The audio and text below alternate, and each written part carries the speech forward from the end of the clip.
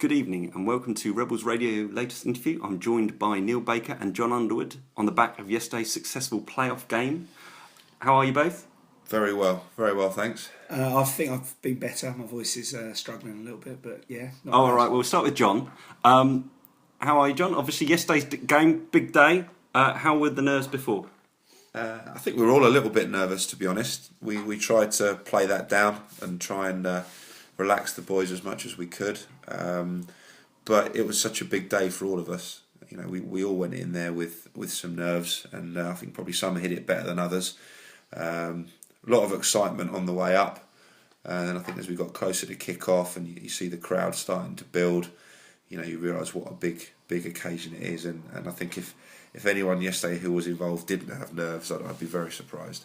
Yeah, what were the conditions like? What did you make of it at Kettering? Well, you know, we went up there early on in the season, and we knew what to expect in terms of the actual place. You know, it's small changing rooms. Obviously, I think that they played at county level before. I think Burton, Latimer. They've done a lot of work actually to the ground itself. You know, they've opened it right up, but you know the pitch was obviously not in great condition.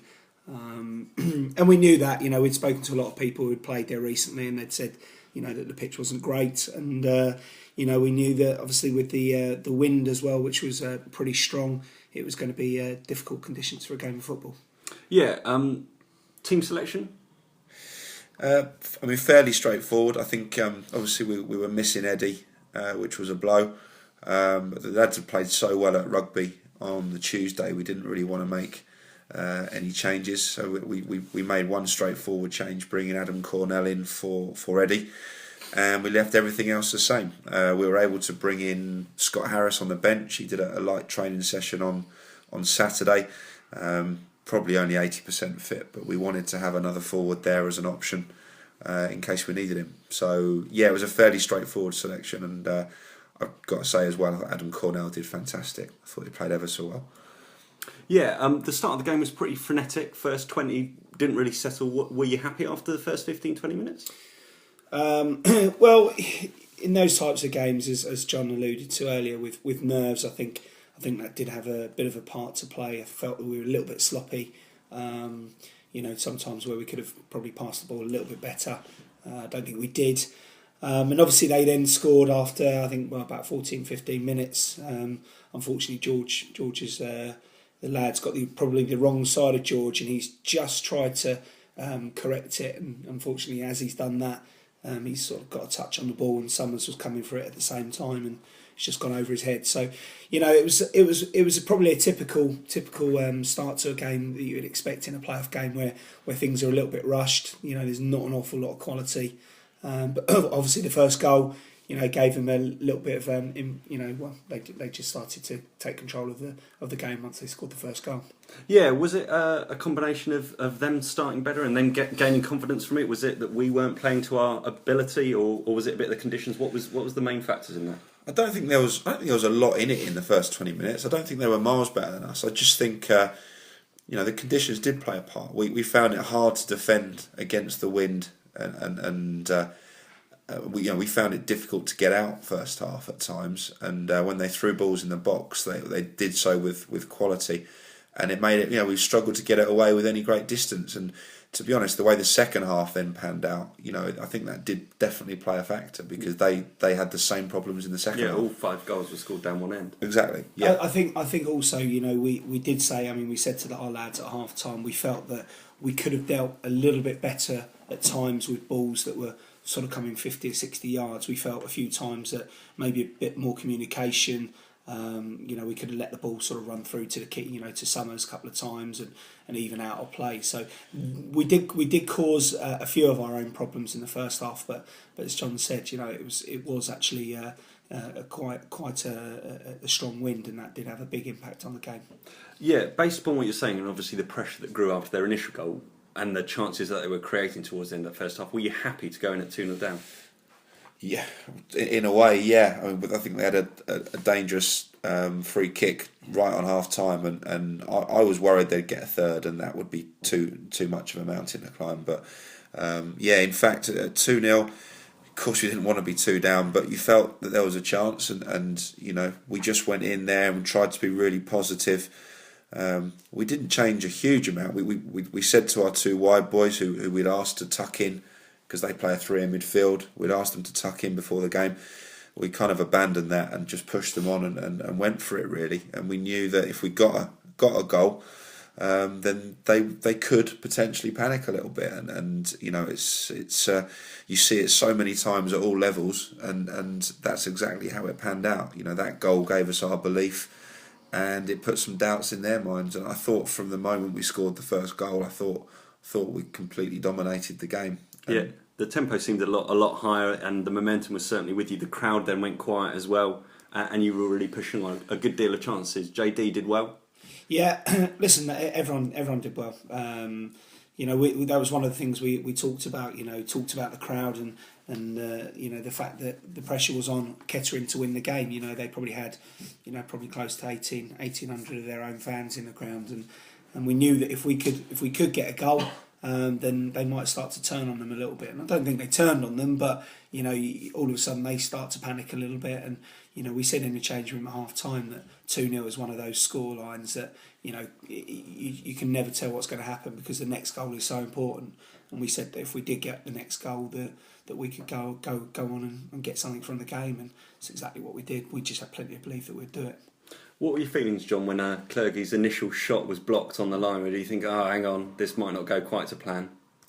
To be honest, I felt confident at that point, because we were playing so well. I thought we were really causing them problems. So, no, I always felt more chances had come, and so, no, I mean, I don't want to sound, you're never overconfident in these games, but I think when it got to 2-2 and then to 3-2, I probably felt more relaxed than I thought I would, just because I just felt, no disrespect to them, but I just felt they'd gone a little bit, and I just felt that they were there for the taking at that point, and our boys were just all over. They knew it as well. You could see it. It was just mentally we went up and they went down, and I think at that point there was only one winner. Yeah, I think myself and John, we're both on that same page, because I think we probably felt more nervous even in the 89th minute at Rugby than we did for the last sort of 5-10 minutes against Kettering. And as he said, no disrespect to them, it was just we felt that we were relatively in control, because I think that they felt in themselves that they had lost it. And then what was your emotions at that final whistle? I didn't know what to do, to be honest. Everyone was running around and screaming, and I think, one thing that stuck with me when we lost in the playoffs last year against Biggleswade was how their management team handled winning and came straight to us, and we both made a point of making sure that we went to their players, because I think that's the right thing to do, and wish them all the best. And there was plenty of time for us to enjoy ourselves, and yeah, it was brilliant. I mean, the chairman came on the pitch, and the lads went over to the supporters, and there were some great moments. I've seen some of the pictures, and they kind of bring it all back. It was just a brilliant feeling.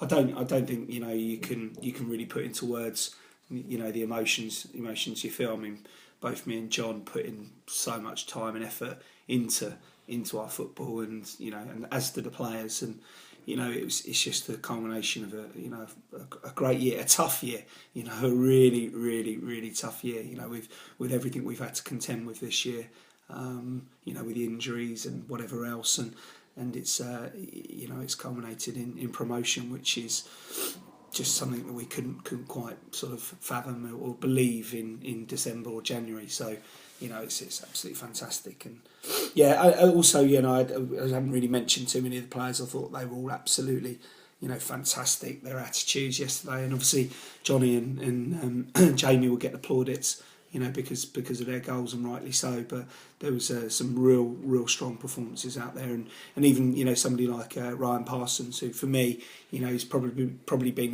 80-85% for the last 2 games with a hamstring problem, and he's just strapped himself up, and he's just pushed himself through for the team, and he's one of many. You can go around and pick out every single one of them, because they've been absolutely fantastic.